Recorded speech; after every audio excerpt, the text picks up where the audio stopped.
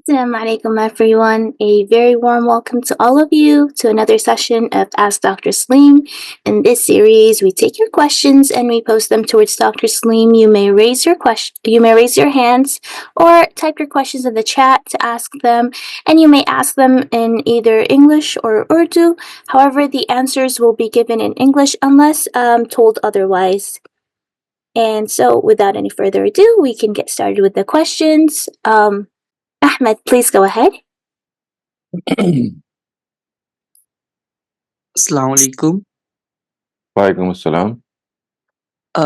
سر میرا کوشچن تھا کہ ایک کتاب کے اندر میں نے پڑھا تھا حجت حدیث کے حوالے سے، تو وہاں پر انہوں نے یہ لکھا تھا کہ جو خبر واحد ہے اس سے یقینی علم بھی حاصل ہوتا ہے، اور اس میں انہوں نے مثال دی تھی قرآن سے، کہ قرآن میں یہ بیان ہوا ہے کہ ہدہد جو ایک پرندہ تھا، جب وہ حضرت سلیمان علیہ السلام کے پاس ملکہ سبا کی خبر لے کر آیا تو اس وقت وہ یہ بیان کرتا ہے کہ میں تمہارے پاس یقینی خبر لے کر آیا ہوں، جبکہ وہ ایک ہی خبر واحد اسے تصور کیا جائے گا کیونکہ وہ ایک خود ہی اکیلی خبر لے کر آیا ہے۔ تو اگر ہم یہ کہتے جی دیکھیں، یہ جو واقعہ ہے یہ تو قرآن مجید نے بیان کیا ہے، اور یہ تو نہیں ہم کہہ سکتے کہ جو خبر واحد ہے وہ ہمیشہ ہی اس کے اندر کوئی امکان ہوتا ہے کہ وہ جھوٹ وہ ہو یا سچ ہو۔ اصل میں اس کے بارے میں جو محدثین وہ یہ کہتے ہیں کہ یحتمل الصدق والکذب، سچ بھی ہو سکتی ہے اور جھوٹ بھی ہو سکتی ہے۔ تو یہ تو نہیں کہا جاتا کہ لازماً جھوٹ ہوگی، یعنی یہ تو کسی نے نہیں کہا، یعنی سچ ہونے کا امکان ہوتا ہے اور جھوٹ ہونے کا بھی امکان ہوتا ہے۔ تو چونکہ سچ ہونے کا امکان ہوتا ہے اور جھوٹ ہونے کا بھی امکان ہوتا ہے، اس وجہ سے اس کی تحقیق کی جاتی ہے۔ یہ ہدہد اگر ایک سچی خبر لے کے آئے ہیں اور اس خبر کو قرآن مجید نے رپورٹ کیا ہے تو وہ ٹھیک ہے، بالکل درست ہوگی، لیکن اس کے درست ہونے سے یہ لازم نہیں آتا کہ تمام خبر واحد جو ہیں وہ درست ہوں گی۔ یہ تو ویسے ہی ہے نا کہ میں اکیلا کہیں جاؤں، ساتھ والے مثال کے طور پہ دیکھیے جگہ پہ میں کہوں جی کہ یہاں اس وقت ہنگامہ ہو رہا ہے، آپ لوگوں کی ضرورت ہے، میں تنہا آتا ہوں اور میری گواہی ہے تنہا، اور لوگ میرے بات سنتے ہیں، میرے پاس آ جاتے ہیں۔ اور پھر ایک اور بات یہ بھی ہے کہ اصل میں خبر واحد یہ تو ایک واسطے سے ہے، یعنی ایک شخص گیا ہے یا ایک پرندہ گیا ہے اور ایک خبر لے کے آ گیا ہے۔ ہم تو جس خبر واحد کی بات کر رہے ہیں اس میں 8 9 10 12 واسطے ہوتے ہیں، جس کے اندر اصل میں ایک شخص ایک بات کو سنتا ہے اور اس کو بیان کرتے ہیں۔ یہاں تو وہ شخص عینی گواہ ہے، یعنی یہ خبر واحد کی مثال اس لیے نہیں بنتی کہ ایسا تو نہیں ہے نا کہ نبی صلی اللہ علیہ وسلم کی بات ایک صحابی رپورٹ کرے اور بات وہیں رہ گئی ہے، یعنی خبر واحد ہم تک تو صحابیوں کے ذریعے صحابہ کے ذریعے نہیں پہنچی، کئی درجوں میں پہنچی ہے۔ تو دو باتیں ہیں، ایک یہ کہ لازماً سچ یا جھوٹ کے بارے میں کہا جاتا ہے، سچ بھی ہو سکتی ہے اور جھوٹ بھی ہو سکتی ہے، اور دوسری بات یہ ہے کہ تنہا اس میں ایک آئی وٹنس اکاؤنٹ نہیں ہوتا، بلکہ ایک پوری کی پوری حدیث کا جو ذخیرہ ہے اس میں کوئی آپ کو آئی وٹنس اکاؤنٹ نہیں ملے گا، یعنی ایسا نہیں ہوگا ایک واسطہ ہوگا اور پہلا ہی واسطہ ایک چیز ریکارڈ کر رہا ہے، بلکہ یہاں تو واسطے در واسطے ہوتے ہیں۔ تو اس وجہ سے بہت فرق ہے ان دونوں چیزوں میں۔ جی بالکل، thanks. Thank you very much, Dr. Saleem. The next question asks, حدیث میں مباشرات کو وضاحت کی باقیات قرار دینے کی وضاحت کر دیجیے۔ وہ روایت ہے نا کہ لم یبقى من النبوۃ الا المبشرات، اس کا مطلب یہ ہے کہ نبوت جو ہے وہ اس کا تو معاملہ ختم ہو چکا ہوا ہے، prophethood has been terminated، اور اللہ تعالیٰ کے پیغمبر نے یہ کہا کہ زیادہ سے زیادہ اب جو اخبار اللہ تعالیٰ کی طرف سے آ سکتے ہیں، یعنی کہنے کا مطلب یہ ہے کہ اللہ تعالیٰ اب کلام نہیں کرتے، لیکن زیادہ سے زیادہ ہو سکتا ہے وہ یہ ہے کہ آپ کو اچھے خواب آ سکتے ہیں، لیکن اچھے خوابوں کے بارے میں بھی جب وہ خواب سچا ہوگا اور آپ ہائنڈ سائٹ میں اس کو دیکھیں گے کہ ہاں یہ سچا خواب تھا، تب اس کے بارے میں آپ یقین کریں گے کہ ہاں اللہ کی طرف سے ہو سکتا تھا یا اللہ کی طرف سے تھا۔ لیکن جب وہ پہلے مثال کے طور پہ آپ کو کوئی بشارت ملتی، بشارات مطلب بشارت دینے والے، خوشخبری دینے والے، تو خوشخبری دینے والا جو واقعہ ہے وہ تو 10 ہو سکتے ہیں۔ تو اس وجہ سے ہم تحقیق سے یہ نہیں کہہ سکتے جب کہ آپ نے خواب دیکھا ہو کہ یہ اللہ کی طرف سے ہے۔ ہاں، جب وہ اگر پورا ہو جائے کوئی ایسی چیز جو آپ کو خواب میں دکھائی گئی ہے تو ہم یہ نسبتاً کہہ سکتے ہیں اللہ کی طرف ہے۔ اس کا مطلب کیا ہوا کہ جب واقعہ آپ نے اس کی تصویر اپنے خواب میں دیکھی، اس وقت تک کچھ پتہ آپ کو نہیں تھا، لیکن اگر وہ سچ ہو گیا تو آپ نے آگے جا کے پیچھے مڑ کے دیکھا کہ ہاں یہ میں نے سچا خواب دیکھا تھا۔ تو یہ اس قسم کی چیز ہے، اور یہ استثناء یہاں پہ منقطع کہلاتا ہے۔ اس کا مطلب یہ ہے कि जैसे हम कहें कि ज़्यादा से ज़्यादा बस ये हो सकता है अल्लाह ताला की तरफ से, जैसे हम कहते हैं ना कि वही का कोई मामला तो अब अल्लाह ताला नहीं करेंगे, बस ज़्यादा से ज़्यादा ये है कि आपको खुशखबरी आपके ज़हन में आ जाएगी अल्लाह की तरफ से। तो ये ज़्यादा से ज़्यादा के एक असलूब को बयान करना है, ताकि ये पता चल सके कि नबूवत जो कि असल में अल्लाह ताला से हम कलाम होने का नाम है, जिसका मतलब है खुदा आपसे बात कर रहा है, खुदा आपको अपने मैसेजेस कन्वे कर रहा है, वो ख़त्म हो चुकी है। तो ये असलन उस खात्मे का ऐलान है। Thank you very much, Dr. Saleem. Ahmed, please go ahead. जी। सर पहली मिसाल तो समझ आ गई, लेकिन एक और मिसाल दी थी उन्होंने ये साबित करने के लिए कि जो ख़बर वाहिद होती है, ये ज़्यादा मुस्तनद ज़रिया होता है मुंतकिल होने का इजमा और तवातुर के मुकाबले में। तो उन्होंने सहाबाए किराम के दौर से मिसाल दी कि तहवील क़िबला के वक़्त एक सहाबी आके सहाबा की जमात को बताते हैं कि क़िबला चेंज हो चुका है। तो फिर सहाबाए किराम की जमात जो है वो नमाज़ के दौरान ही अपना क़िबला जो है वो चेंज कर लेती हैं। यानी कि उन्होंने जो तवातुर से तरीक़ा चला आ रहा था बैतुल मक़दिस की तरफ रुख़ करके नमाज़ पढ़ने का, उसे ख़बर वाहिद की बुनियाद पर रिजेक्ट कर दिया। तो इससे वो साबित कर रहे हैं कि ख़बर वाहिद जी। ज़्यादा मुस्तनद ज़रिया होता है। जी।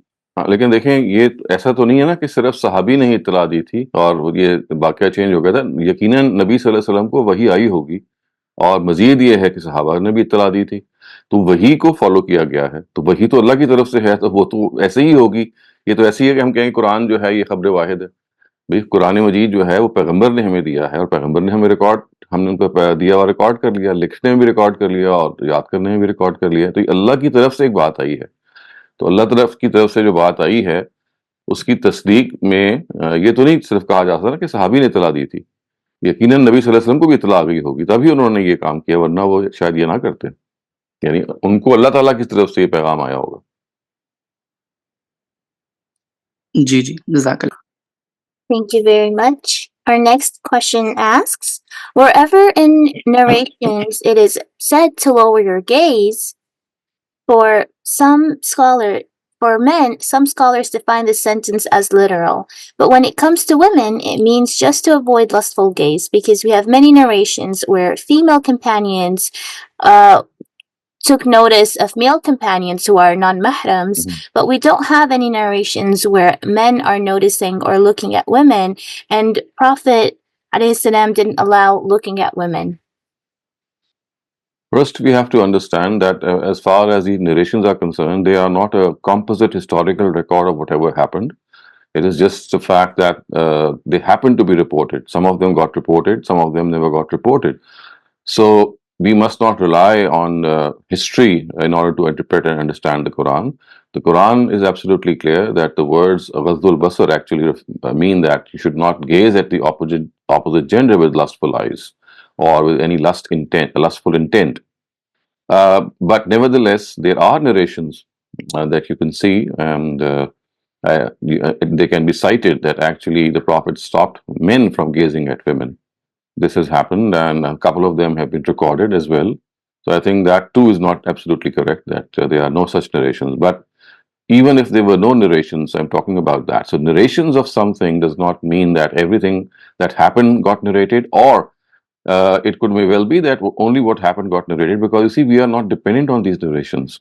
It's not that the Prophet is explaining something as a responsibility of some Quranic verses and that is being transmitted to us. So we have discussed this time and again that history and hadith basically is a initiative of the Prophet's companions. It's not something which the Prophet wanted to be transmitted, and it's just that the Sahaba, the companions, wanted to preserve the knowledge of the Prophet, his verdicts, and they did so. And some of them got reported, others did not get reported. And the ones that got reported, you don't have any guarantee that they got reported correctly and rightly, so they had to be investigated. And that is what the scholars of Hadith did. So the correct approach of understanding the Quran is not by looking at the narrations about a particular verse, but to look at the verse directly. So linguistically, Yazuzna min absarihinna or Yahuzdu min absarihim, used both for the male and the female gender, both refer to the fact that men should not lustfully gaze at women, and also women should not lustfully gaze at men. Thank you very much for that explanation, Dr. Saleem. Our next question asks, How to tackle pedophilia or child abuse among Pakistani madaris and schools. People also harass attractive children or adult males in Pakistani society and universities also. Why is that so? I think this is not something which is peculiar to Pakistan. This is a streak that is found in human beings all over the world. And harassment of the same gender, harassment of the male child by males, this is something that you'll find if you look at the statistics, that it's not specific to countries like Pakistan. This is something present all over the globe. It becomes prominent here because I think one of the reasons is that uh, the way in which people are given religious education is that they are isolated from their homes at a very young age. Let's say at the age of 7 or 8, they get admitted, and the decision to become a scholar of religion is not something that they take themselves, because how can a 7-year-old boy do that? So this decision is primarily taken by their parents, and so once they grow up, they might or might not like the decision of their parents, and some of them psychologically even become revengeful, and it could may well be the product of this revengeful mentality that causes them to harass children of their own age as well, or of the same gender.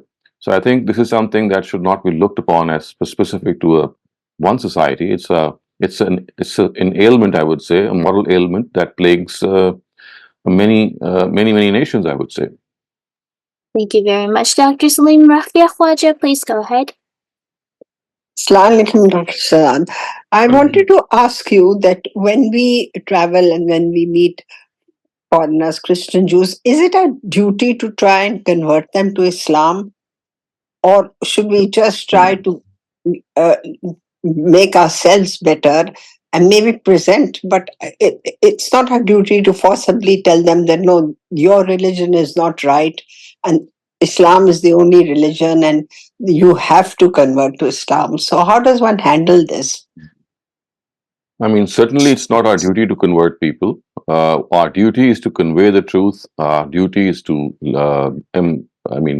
personify the truth, become good ambassadors of righteousness, become righteous ambassadors of our own religion, and that is all. And that is something what we call as leading by example. And as they say, a picture is worth 1,000 words. When they see someone of such character, and also if the time comes that there is a question that is being asked, and you are able to reply to that question in a convincing way, in a persuasive way, that can always be something that attracts your person who you're conversing with. So, I mean, always remember that people have been given the responsibility for searching the truth. The quest for the truth is the biggest responsibility that all of us have. So, it's our own truth that we should be after, so that we are at least assured of the fact that we have not fallen short of our effort. As far as other people are concerned, all that we need to do is whenever we find that there is time to convey our religion or the purpose of our religion or something that is questionable, and you are able to make that questionable thing, that doubt that a person might have, you might be able to dispel that. So that is all that is required. So it's all situational. Uh, but what more is required is that, remember, our accountability is something that which is, it's not going to be shared by anyone. It's something that we will have to face in any case. So it's more important to concentrate on our own accountability. And a part of that is also that whenever you get the chance to convey the truth in a persuasive way, whenever the opportunity knocks at your door, you should be in a position to answer it in a very, very cogent way. So, can we present the Quran, a copy of the Quran in English to them and say, okay, read it? And Of course, we can. I mean, it always is something that is that depends on the occasion. If the occasion is such that you'd like to give them a gift or a present, I mean, it's always remember that things should not look awkward. They should not look out of the ordinary. If the situation is that you are visiting someone, maybe someone is coming to you, and you think that it's an appropriate time to gift something to someone. I mean, these are all things that are naturally and experientially known to people. So just think that it should not look awkward and out of the ordinary. And then we can answer their questions once they've read the Quran and they want to ask I something. mean, of course, if you think that you are in a position to answer them, you can always take their questions. Otherwise, you can always refer them to authorities. Thank you so much. Thank you. Thank you very much. Dr. Saleem, the next question asks, क्या शेखैन रज़ियल्लाहु ने रसूल अकरम की तदफीन में शिरकत नहीं किया था? So, as far as the burial of the Prophet is concerned, we don't have a lot of details about that. All that we know say clearly is that there was no funeral prayer offered. And as far as the funeral prayer is concerned, it's basically a prayer for the forgiveness of the person who is deceased. But about the prophets of God, we know that they are on a lofty status and they are on a high moral ground, high moral character, and more often than not, in all probability, they have been already forgiven by God for their outstanding efforts. So the way that was adopted for the Prophet was that people would go in groups of 10 and they would read the durood to him or before his dead body. And other than that, who exactly was part of the funeral and who was not is something of a historical detail that personally I have no knowledge of. Thank you very much, Dr. Saleem. The next question asks, what is your take on theory of evolution? How do Muslims who have less knowledge of science, how can they satisfy themselves that evolution's theory doesn't shatter their beliefs? I think if you study Surah Sajda verses 7 to 9, I think, so the Quran has its own theory of evolution, its own view about evolution, and the thing that it presents before us is that human beings were always human. They were born. The only thing is that there was an evolution in their own species, and so we can say that initially they were humanoids. They were resembling humans, and then they got perfected after some centuries or maybe a lot of centuries. And then after that perfection, one pair was selected as Adam and Eve. So there is a evolution within the species of human being that the Quran records in Surah Sajda. It says, وَبَدَأَ خَلْقَ الْإِنسَانِ مِنْ طِينٍ, that God began creating mankind through mud, through clay. So initially, people would be born directly from the earth, and the earth would act as the womb of the child, of the person, and they would be born in mature adult ages.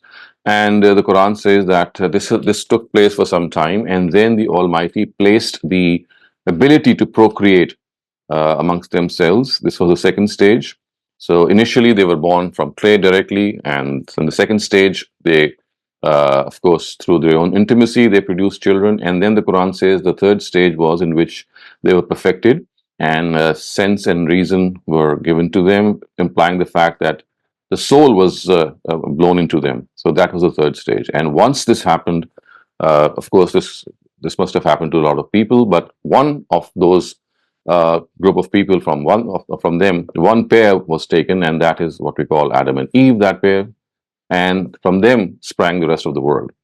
So this evolution, you can see, has been presented by the Quran, but it significantly differs from the Darwinian concept of evolution, in which there is an interspecies evolution, and that too from a common ancestor. So Darwin basically posits that you had a common ancestor, and from that ancestor there was an evolution, and it was interspecies evolution, which means that from one species to another species, and so on and so forth. But the Quran, if you look at the aforementioned or referred verses of Surah Sajda, tells us that yes, it did take place, but the evolution took place within the same species. So human beings, they evolved from their own form, and by analogy we can see that the rest of the animals maybe also they had the same evolution, that they are always what they were, but within their own species there was a gradual improvement in their own form. And hence we can also see that this fossilized record that we have, huge amounts of fossils that have been found by scientists, they actually explain this evolution within the species. So what we can say is that scientific record is in harmony with what the Quran says. So Darwin actually posited something on his own understanding and basis. And just to give you this outline, that he himself was a devout Christian, and in his own biography he says that for 20 years he waited. He did not want to present this whole theory because he thought that this was against the Bible, and he was a devout Christian. But he there was this incident that happened. I'm not going to refer it. You can just read it up. Because of which he was actually forced to actually explain what he had thought. So that was after 20 years that he reached the conclusion that he presented. And other than that, as I said, it was his understanding of this record of species that he came across, or fossil record that he came across. So that is a different story of evolution. The Quranic story of evolution, or the Quranic concept of evolution, as I said, is fundamentally different, in which it talks about evolution within the same species. And that is how human beings came to be human beings. They were initially humanoids. I mean, humanoids means resembling humans, but they were always resembling humans. And within their own category, they developed and evolved. So this is an entirely new concept of evolution which the Quran presents. And I think the fossil record also very nicely fits into this scheme of Quranic evolution. Thank you very much, Dr. Saleem. The next question asks, do you know if somebody has written a brief intro if the Quran booklet in Urdu, just like the kind that you did in English? I don't think that I have come across exactly of the same sort as you might be referring, because some of these things that I did pen down are based on the understanding of the Farai school, which includes Ustaz Farahi, Ustaz Islahi, and Ustaz Ghamidi. So it's like a composite understanding of all these three scholars. And so I think that maybe someone will one day translate that so that you can also have that in Urdu. But to the best of my knowledge, I don't think there is something similar to this available at the moment in Urdu. They wonder if you have any plans of doing the translation in Urdu. I don't think so. I have enough work in English left for my own self. So whatever life I have left, God has given me, I plan to work on the Hadith book that I'm working on. So I'm on to the fourth volume. So the first three volumes are to be published in the next few months. And the whole corpus of Hadith literature is so huge that I don't think I'll find time to do anything else. So I would be spending more time, and the one that I have at my disposal by God's will, in writing my Hadith book. Thank you very much, Dr. Saleem. Harun Sharum, please go ahead. अस्सलाम वालेकुम sir. वालेकुम अस्सलाम। Sir, इस्लाम में अल्लाह के सिवा किसी की कसम उठाना शिर्क है, क्योंकि as far as I know, जब आप कसम उठाते हैं तो एक अहद करते हैं और अल्लाह को गवाह ठहराते हैं। पर सर, अगर कोई कसम, अहद या गवाह ठहराने के सेंस में ना उठाई जाए तो क्या अल्लाह के सिवा किसी की कसम उठाना जायज़ होगा? For example, I live in Italy, और यहाँ जब आप नेशनैलिटी लेते हैं तो एक कसम उठाते हैं। उस कसम के एग्जैक्ट वर्ड हैं, I swear to be faithful to the Italian republic. पर सर, वो कसम एक अहद या गवाह ठहराने के सेंस में नहीं होती, बल्कि आप सिर्फ अपना वर्ड दे रहे होते हैं कि आप फेथफुल रहेंगे। तो क्या ऐसे सेंस में अल्लाह के सिवा कोई कसम उठाना जायज होगा? क्योंकि इटालियन कॉन्स्टिट्यूशन अपने रूल्स और कॉन्स्टिट्यूशन को और खुदा को अलग अलग रखते हैं। तो वो जाहिर सी बात है, अल्लाह की कसम तो उठा नहीं रहे होते। तो क्या इस ऐसे मौके पे अल्लाह के सिवा? जी, आपका सवाल वाज़ेह हो गया।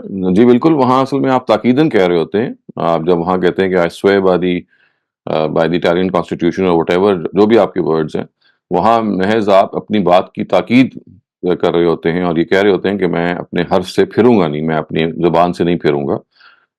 वैसे तो ये होता है बहुत सारे ममालिक में।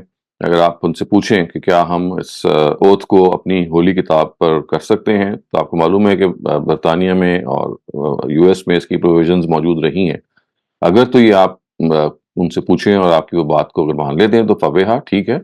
वरना अगर ये चीज़ मौजूद नहीं है तो ये हल्फ उठाना है बेसिकली। इस हल्फ को उठाने के लिए कोई हर्ज नहीं है कि आपको जो अल्फाज वो दें उनको आप पूरा करें। यहाँ असल में कसम उस मफ़हूम में नहीं होती जिस मफ़हूम में हम कसम खाते हैं। यहाँ ये इसको हम हल्फ कहते हैं कि आप अहद करते हैं कि मैं पासदारी करूँगा कवानीन की और लॉज की। तो ये बिल्कुल ठीक है, इसमें कोई हर्ज नहीं। Thank you, sir. Rashad Shafkat, please go ahead. Thank you. Dr.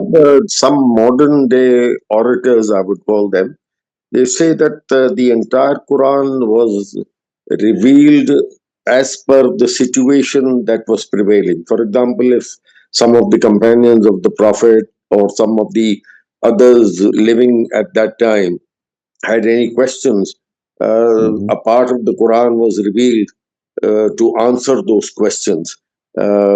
Even in individual having some doubt in his heart, the God would answer it by revelation. Is there any support for that in the Hadith literature or anywhere else? Yeah, there is support for that from within the Quran. So you see, you'll find some verses saying, "Yes, alunaka," they ask you. So at times, the question that is found amongst in the minds of people or in the atmosphere could be the question of just one person, but because of the gravity of that question, the Almighty thinks that it needs to be answered. And at times, it would be the question that would be in the minds of many people. So from within the Quran, if you just have a Quranic dictionary or maybe an index in which the word "Yes, alunaka" is mentioned, which means they ask you. So without actually citing who they are, I mean, without actually citing whether the question is from specifically a particular quarter, but of course the context will guide you that who that question might be from. But nevertheless, yes, this is one area in the Quran, which the Quran has taken up questions because it thinks that these questions need to be answered, and in order to assure people, in order to make them satisfied on the Word of God, at times these questions are answered. And the Quran itself has actually referred to this as well, when it at one instance has said, "Yes, aluna, فَإِذَا سَأَلَكَ عِبَادِي أَنِّي فَإِنِّي قَرِيبٌ." My when people ask me, then, O Prophet, tell them that I am close to them. Ujibu da'wat tadda'i, and I reply to their supplications. Or, I mean, these supplications could be supplications in the form of du'as, and these could be questions that people might have. But such is the importance of those questions that the answer might benefit a whole lot of people. So yes, I think from within the Quran we find this evidence. Let's move on to the chat questions. This one asks, तारीखी रिवायात में हज़रत अली के मुताल्लिक़ आता है कि उन्होंने इब्न सबा को आग में जला दिया। मोहम्मद बिन अबी बकर के हवाले से भी तारीखी रिवायात में है कि उन्हें कत्ल करके गधे की खाल में लपेट कर जला दिया गया। क्या आग में जलाना शरई सज़ा है? So as far as punishing people by burning them, we know that the Prophet explicitly stopped this in his own times. So I cannot say in any way that his own grandson or maybe his son-in-law, if you're talking about Caliph Ali, he would have done so, because this is something that is ascribed to, I think, other people as well.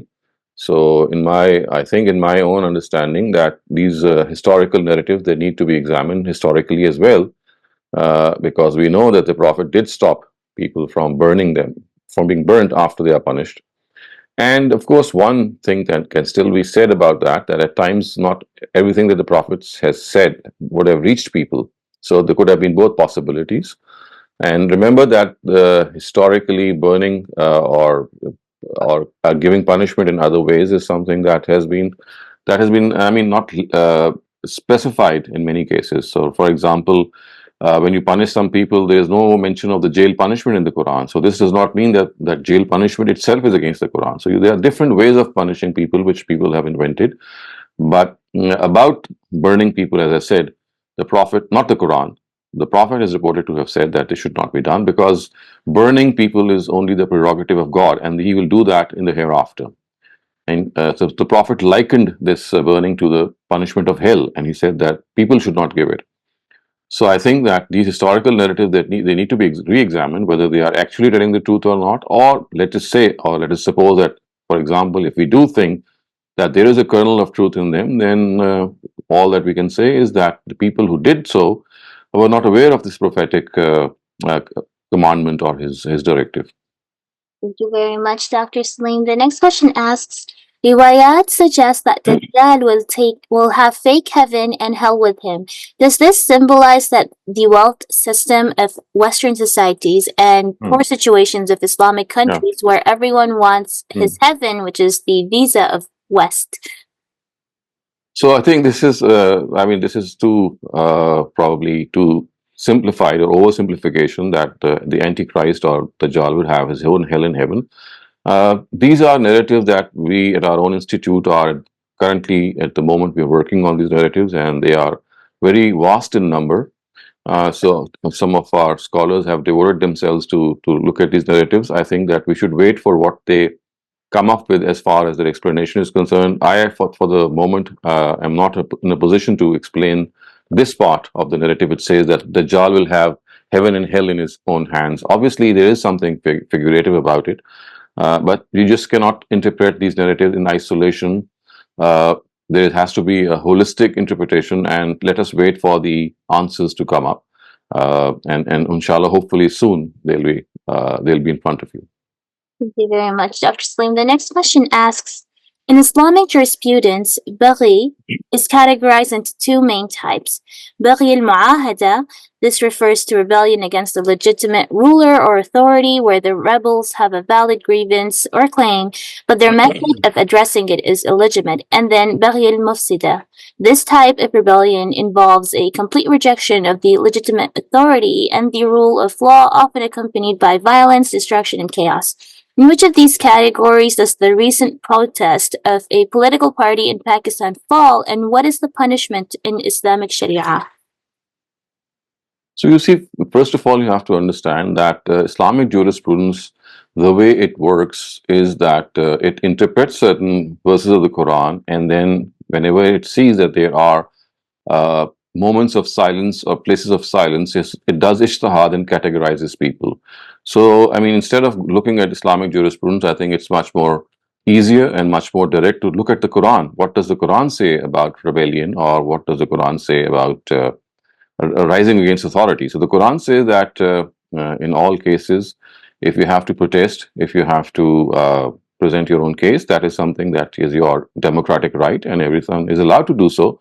But any violence, any vandalism, any destruction, that is something which is against the law. The Prophet himself prohibited that. We know the Quran has done so as well. In the cases of battles, where it has said that you will not uproot the trees also wherever you pass for the sake of your own personal gains.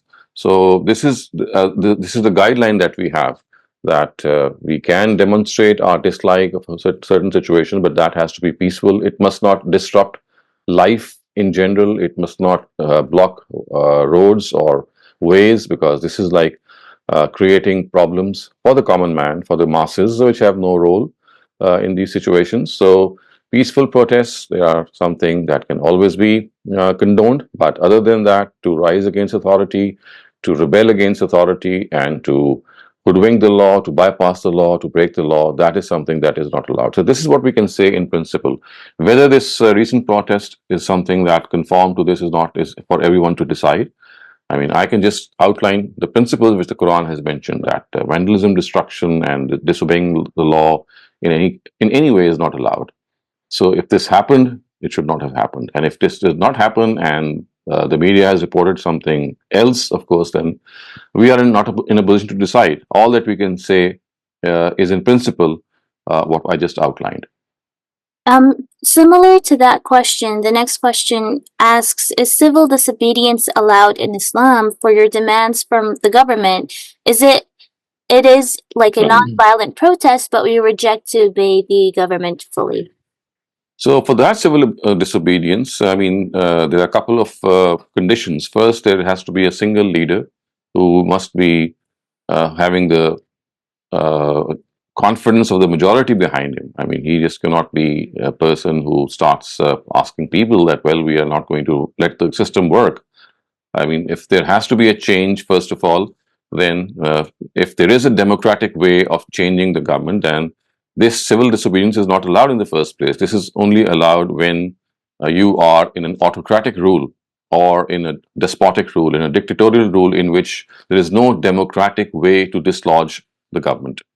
So first of all, that has to be understood. Secondly, such civil disobedience can only be, I mean, you can take part into it when you know there's one leader who is doing so, and that also is a situation that he is in majority. I mean, he, or let's say the person who's leading this civil disobedience, is in fact enjoying the majority of the masses of the country.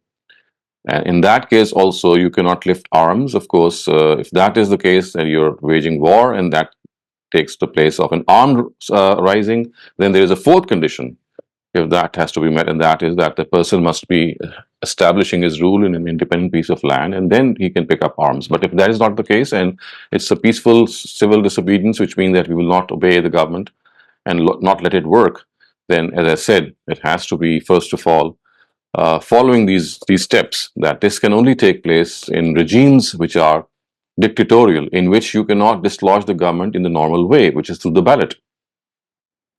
Thank you very much, Dr. Saleem. Noshad Shafkat, please go ahead.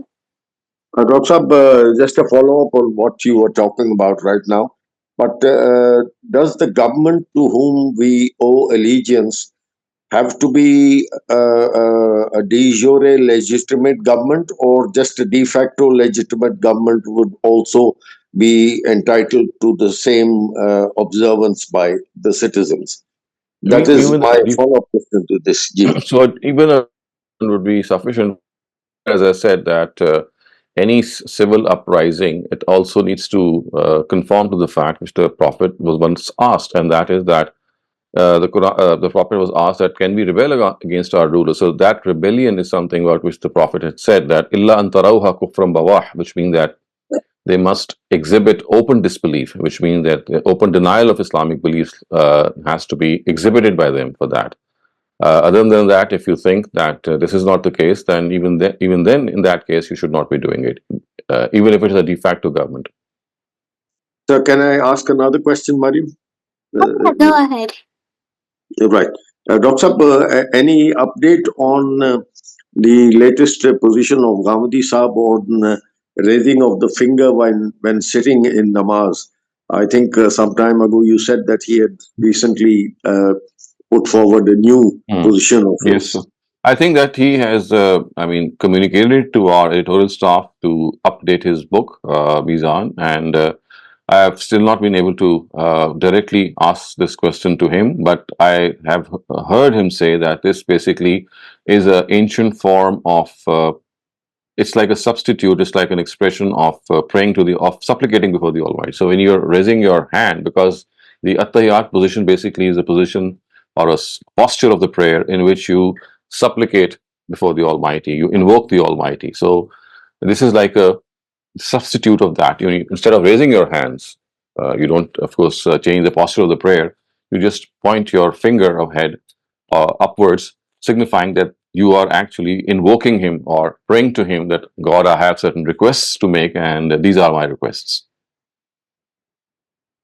Sir, what about some people tapping their finger continuously? Or this is how people have come to understand that. It's not, first of all, you have to understand, it's not a mandatory posture of the prayer. It's not something that is, that you have to do at all costs. It's just something that is recommended. And whether you do it for the whole of the prayer, whether you do it for the part of that you're sitting, and that too, part of that sitting, for example, a couple of seconds, is all up to you. There's nothing that has been specified that the finger has to be raised in the entire posture for the entire length. It could be for the entire length if you feel like, or it could be for some seconds or maybe a couple of minutes. Because as I said, it signifies that you are basically raising your hands in prayer. Thank you. Thank you, Doctor. Thank you very much. The next question asks, in Surah 5, Ayah 48, a part of it says, to teach among you, we have prescribed a law and a minhaj. If Allah willed, He would have made you one ummah, but that He may test you in what He has given you, to strive as in a race in good deeds. Right. And then by quoting this ayah, a scholar was saying that Christians don't need to convert to Islam to be saved. They can remain in their ummah while believing Prophet Muhammad as a true prophet. Right. They can remain in their ummah and keep following their own sharia of their ummah, as there are multiple ummahs Allah has.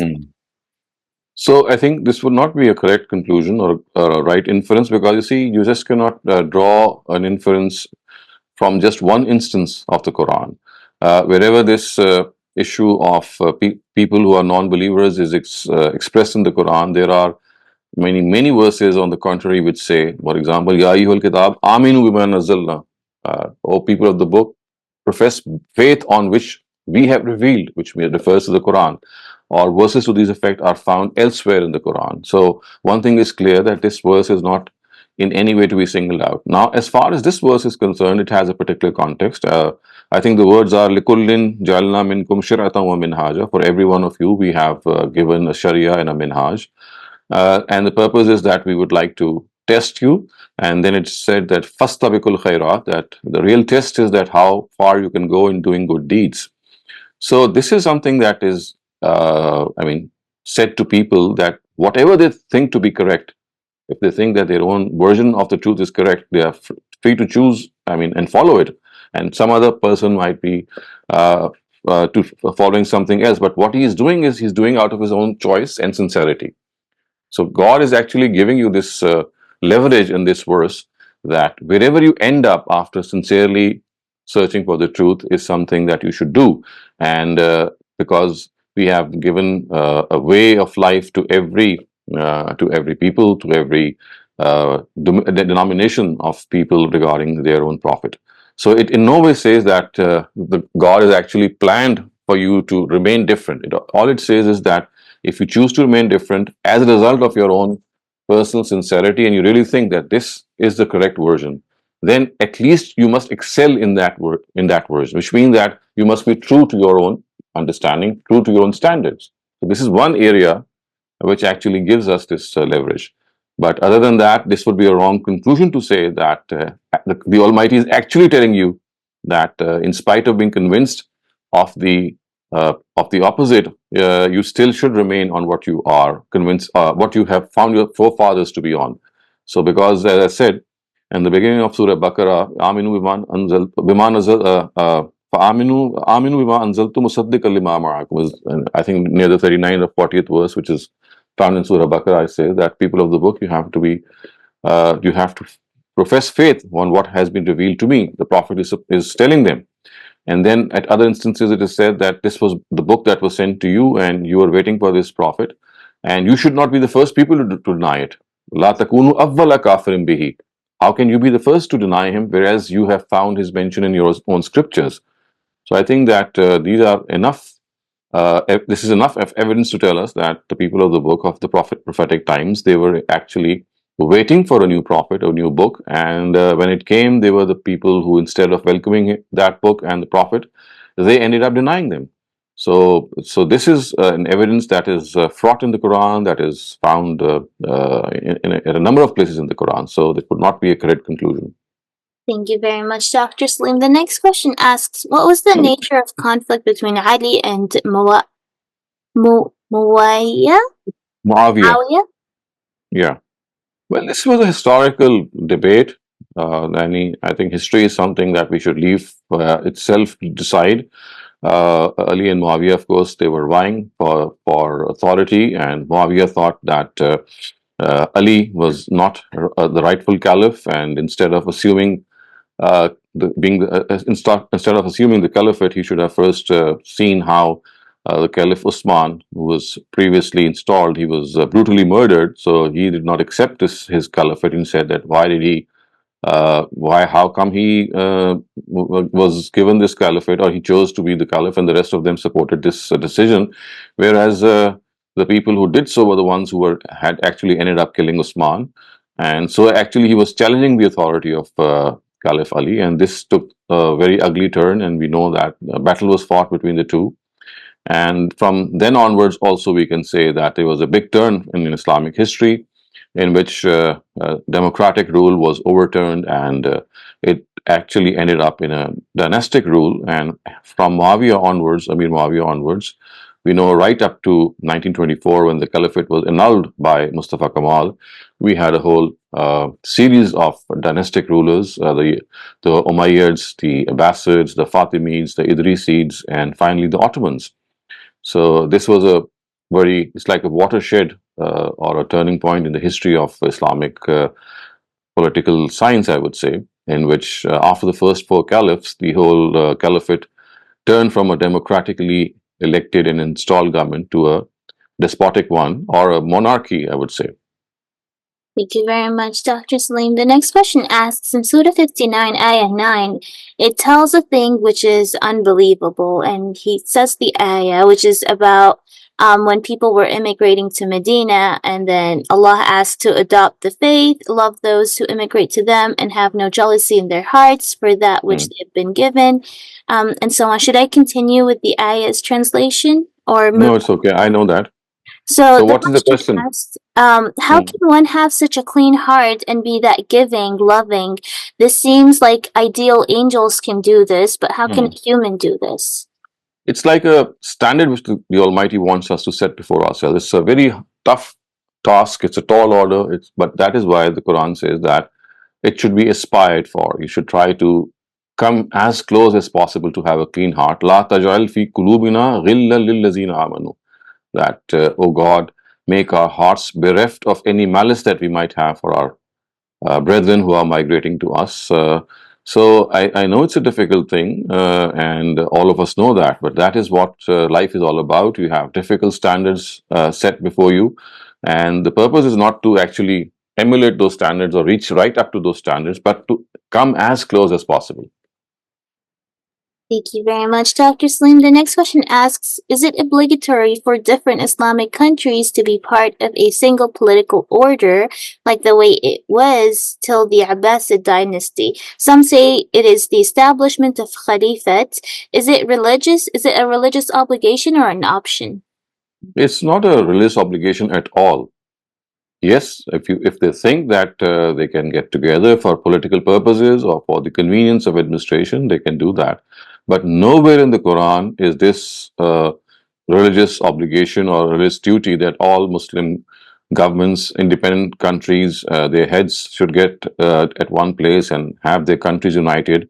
It's not an obligation at all. But yes, if they want it to happen, this is something that they can freely choose, and if their own countries support their will and they all come together in the form of an Islamic bloc, then there's nothing that stops that. But as I said, this is not a religious obligation. Noshad Shafqat, please go ahead. Dr. just mentioned about the caliphate of Hazrat Ali. Of course, he's known amongst the four, rightly guided caliphs. But there is a dispute. Muawiyah raised the dispute. I was just listening to a clip of Ghamidi Sahib. Raised a dispute as to the legitimacy of the election of Ali. Could you throw some light on that, sir? So I think, as I said, that Muawiyah, he was the governor of Syria, which was like a huge territory at that time, and he thought that Ali had not been installed as a democratically elected person because he was installed by people who were there in the Arab territory and mostly in Medina, and without realizing that the Islamic polity had spread far and wide beyond Arabia into other countries as well. So today's Syria is different from the Syria of the times of the Prophet. It was a very vast territory.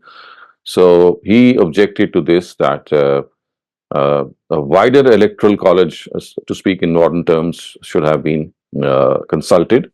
Only the people of Medina were consulted, or at best people close to that area in Arabia. And also the fact that instead of first resolving who killed Usman and finding out the truth behind it, Ali, instead of doing that, he actually was installed into his position by the very people who were responsible for this carnage. So that is what his point of view was. Thank you very much. The next question asks, what is the difference between tayyib and halal? Some people say that halal is not enough and you should also strive for tayyib food, which means healthy, and junk food is non-tayyib. Is this correct? I mean, this is just this is not correct at all. The Quran has said, at one instance in Surah Ma'idah, it says, "Yes, alunaka maza uhilla lahum." They ask you that what exactly is halal, and the answer is, "Kul uhilla lakum at-tayyibat." That all wholesome food is halal to you. So this is basically asking this question, that what exactly is the type of the food that we should be allowed to eat. So the answer given by the Quran is tayyib, everything which is tayyib lit-ta'am, which means that all food which is appropriate for eating as far as human nature is concerned. So that is why the Quran has not given us a list of things. It's just said that you know what tayyibat are. So tayyibat actually refer to those types of food which are in consonance, in harmony with human nature. And because this human nature is something of a collective phenomenon, you don't need to, signify and single out every single person to find out what is tayyib. It's like a collective decision by humanity, because their nature, if it's not perverted, it comes to say the same decision that we should not be eating savage animals, we should not be eating animals which are carnivorous. So that is what the Quran has replied. Okay. Uhilla lakum at-tayyibat. Everything which is tayyib lit-ta'am, tayyib for eating, appropriate for human nature to consume, is allowed to you. So, and also remember that the Quran does not use these words as terms. So the word halal became a juristic term much later when the jurists, they actually started to compile their own works, and they started to make categories that this is halal, this is makruh tahrimi, etc., etc. The Quran does not use these words as a term. The Quran actually uses them as a simple, the simple linguistic Arabic words. Uhilla lakum just means allowed to you, something which is fine for you. So that is how we should also understand that a lot of things in the Quran are talked about in a simple way, and we should always look back and not get ourselves confused by, first of all, entangling ourselves that, well, this word was made a term. So remember, the Quran never made it a term. It was the jurists who made it a term, assigned it a particular meaning, and then through that meaning, we are now looking back through that lens at the Quran. So that is something that causes this difficulty. The Quran uses the word harrama, the Quran uses for the word halal, haram, as simple words which means to prohibit something and to allow something. And tayyib, of course, is a common Arabic word which, when used in this context, means something which is appropriate for human nature to consume. Thank you very much, Dr. Saleem. The next person asks, can we say Ali's Khilafat was established when a large part of territory didn't even accept him because it was the rebels who assassinated Osman that projected him as a caliph? So can we say what? That Ali's Khilafat was even established to begin with. So, this is the cause of dispute. I am not in a position to resolve this dispute 14 centuries later. What I can say is that people who existed in those times were, they were on the wrong side of each other because of the fact that one group of people thought that the electoral college, if you use modern terms, the proper electoral college was not used, and the other people say that, yes, it was used.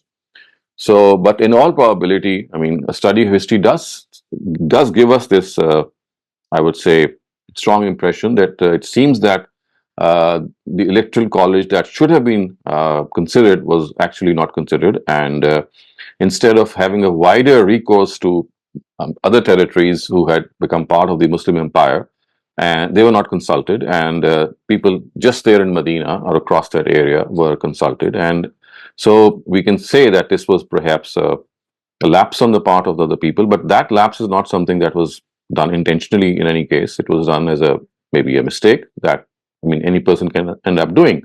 So it's just a question of what you think is right. But as I said, 14 centuries later, it is difficult to give this verdict. But at best, I think what we can say is that perhaps this is something, what in my personal opinion, that goes in favor of Amir Muawiyah, that he was quite correct in the fact that the nature of this whole installation of the new prophethood or new caliphate or a new caliph should have involved a wider consultation, which was not done for whatever reason that we are not very particularly sure of.